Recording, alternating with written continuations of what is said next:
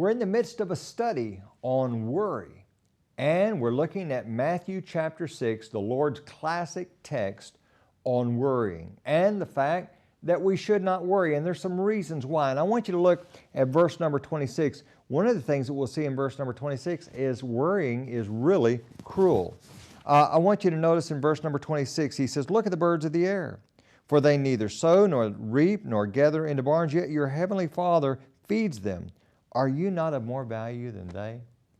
Do you understand that if we acknowledge the fact that God takes care of the birds of the air, do you not understand that to assume that He will not take care of His faithful children is really projecting upon God something that's very cruel?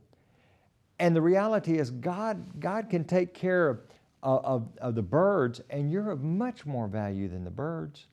Now, we may not have everything that we particularly want, or maybe we don't have everything we think we need, but God takes care of us. But not only that, I want you to notice that it's just absolutely forbidden. It is prohibited to worry, not concerned about rational things like looking both ways when you come to a street corner before you cross the street. But I want you to notice, look at verse number 25. Jesus says, "Therefore I say to you, do not worry about your life." Now notice He says, do not worry. If that's the only verse we had, that would be sufficient for us to realize for us to worry is sin. But it's not the only verse. I want you to look at verse number 31. He says, "Therefore do not worry, saying, what shall we eat, or what shall we drink, or what shall we wear?" A second time, Jesus says, do not worry. And then I want you to look at verse number 34.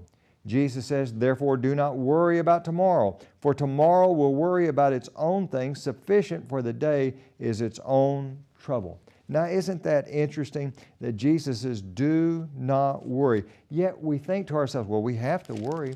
Well, Jesus says, no, do not worry.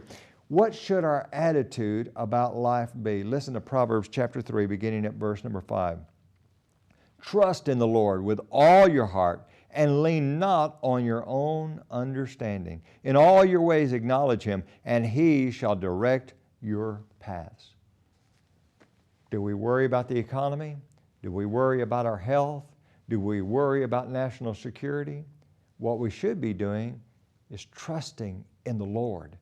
Don't trust in your own path, but trust in the Lord, and He will take care of His own. Thank you so much for being with us today for this, your Daily 180 Bible Study.